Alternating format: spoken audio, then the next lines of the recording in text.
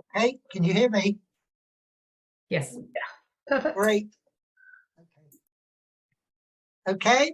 Well, hey everyone, and my name is Grenville Johnson. I've made notes here, so if I appear to be looking down, it's because I need to refer to my notes. It's a real honour and a pleasure to talk this evening and be invited to talk to Avon Wildlife Trust. I've lived in the St George area all my life. I also live in a family home that's remained in my family for 20 years, so that's quite unique. House still has its internal late Victorian features and a very, very tiny rear garden, which we've changed dramatically. It's located at the end of a terrace of houses, and we're fortunate to have a rear side garden door from the street, so that really helps. In 2004, after a 30 successful career in primary education as a head teacher of 2 schools and as an advisory head, I decided to retire.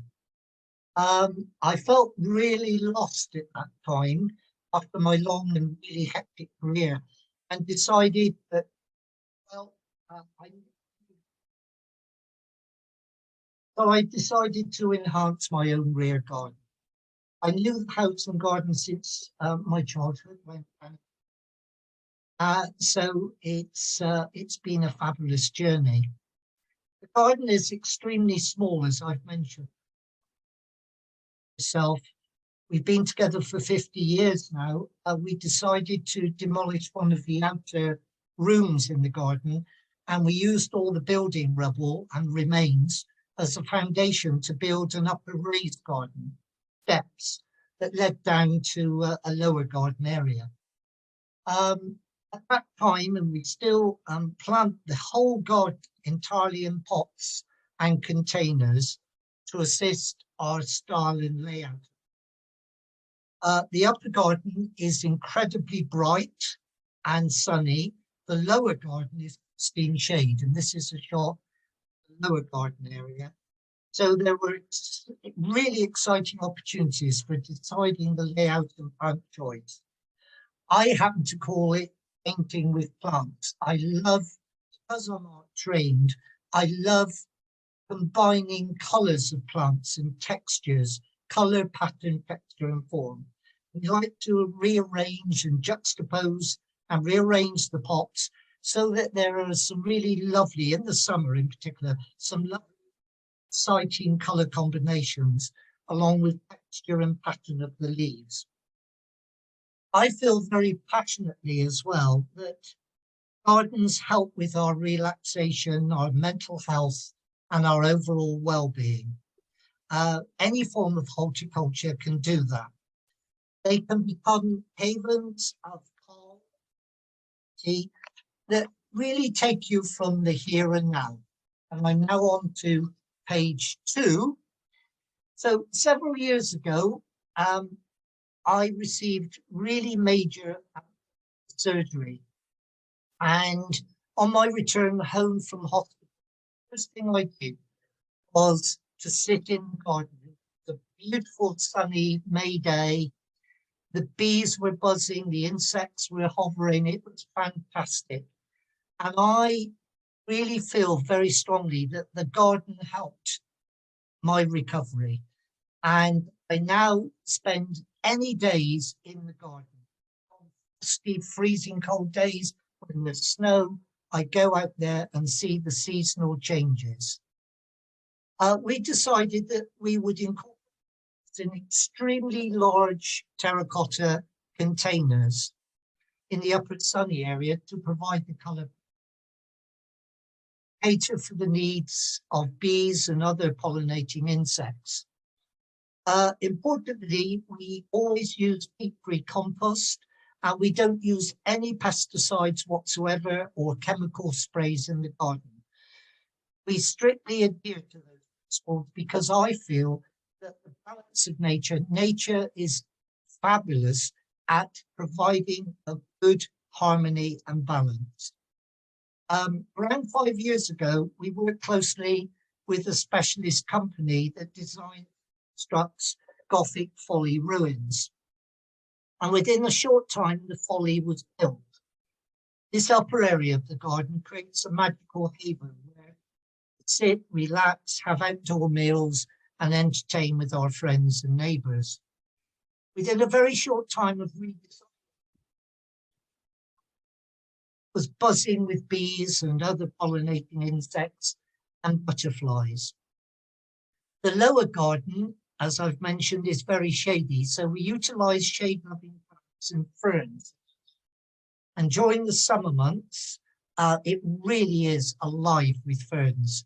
There's the Acer there, which you can see, which was a tiny baby only about 6-7 years ago, and it's now enormous. The lower garden, shady, and we installed bird nesting boxes in that part, and bug hotels, and we cater for nesting birds, robins, all nesting in those beautiful bird boxes. And we film them as well. It's been really fascinating to watch the birds raising their chicks in the nesting boxes every spring. And only last week, the great again. So we hope they'll come back. So made video films of the nesting birds and the chick raising activities. So that's been a lovely privilege as well. The large acer that I've previously mentioned provides shade to the garden, and it caters for birds and other insects. Bird feeders and a large, very ornate bird feeding table you can just about catch on the right-hand side there. We put in lots of a variety of seeds, mealworms, nuts to support the birds. Blue tits and great tits, robins and blackbirds and urban pigeons even, they all come into the street and the garden and they love it. We also installed the stumpery. It's quite an unusual name. It's based on the Victorian convention of planting hollow tree stumps with ferns, hostas and other shade-loving plants. We were inspired greatly by the wonderful stumpery at King Charles's garden at Highgrove Peppery. Chance, if you haven't seen it, do go and have a look. It's the most amazing garden. The other element in the garden that we and that helps to cater for other forms of aquatic wildlife. It's an essential element, irrespective of the size of the garden. We've installed recently a very large pond with aquatic pond plants and a stone cascading water feature in the garden as well. And this provides a really essential element within the garden, and that's sound. The pond is home to a collection of very fish and koi carp, and they're really enormous at the moment. In 2005, decided to establish St George in Bloom. It has a comprehensive website and photos, so Sophie can to you. Go on to St George in Bloom or Google it, because hopefully it will show how we've developed over the years and expanded out from the garden to the street and beyond St George. We, as volunteers, have enhanced many areas, and the voluntary group has won really top gold awards from the Royal Horticultural Society, and they can be found on the website. On my retirement in 2004, I established a resident group in Penston Road here in St George. I led a campaign to reinstate and replace the original London plane trees, and they were first planted around 1897 when the houses were first built. Chose rowan trees as replacements because they're more in scale with the houses, and some of the trees from their berries. In the autumn, some of the trees are absolutely covered in berries, which is amazing. Street trees also help to cool the urban street environment.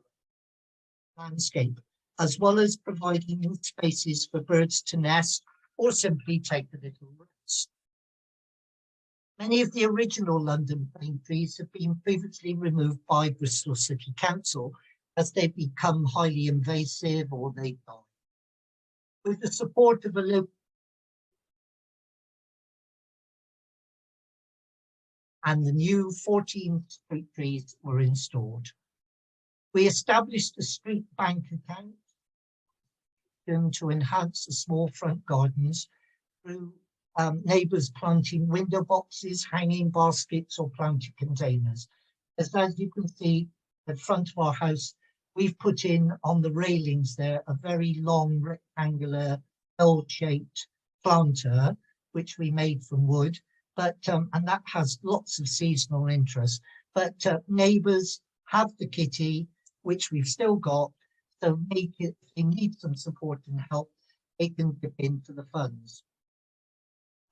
Several years ago, our street, Kensington Road in St George in Bristol, was featured at the RHS Hampton Court Flower Show at the launch of the RHS Greening Great Britain campaign.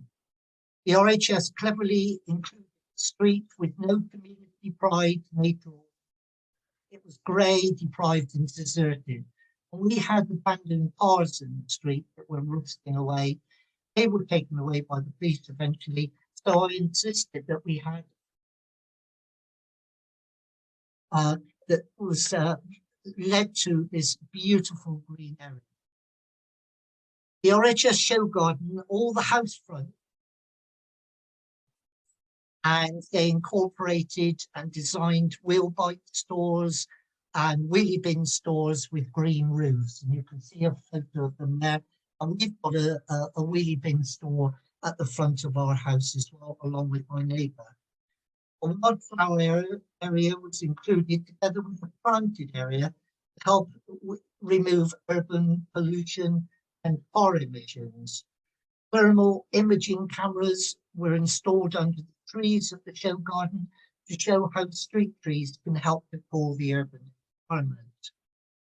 During that time, I was incredibly fortunate to accompany the Duchess of Cornwall, now the Queen Consort, on her tour to show garden Hampton Court Palace Flower Show. City Garden has been featured on national television and in several books and gardening magazines. These include the book Green Gardens of England, published by Merrill, and also within the book First Time Gardener by a co-presenter on BBC Gardener's World, and Francis and I have become great friends since then. It was chosen by Alan Gardens, and the garden was also featured on BBC Gardener's World. Late in 2022, Avon Wildlife Trust kindly and very generously wrote an inspiring case study about our work and our garden and the local community work. Later this summer in 2020, exciting to open the doors of our garden and raise some additional funds for Avon Wildlife Trust. The details of the open for the garden are already posted. I posted them up today on the St George and Bloom website, and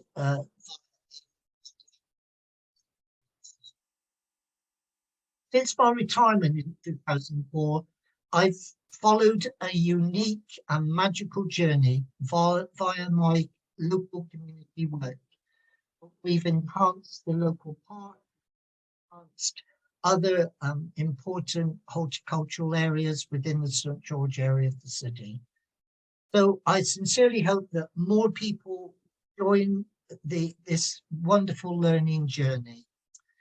I also hope that more residents, particularly in urban city areas, will help to enhance their streets and their front and rear gardens. Even if residents don't have a garden and simply have a balcony, a few carefully planted pots or containers can really help to make such a difference.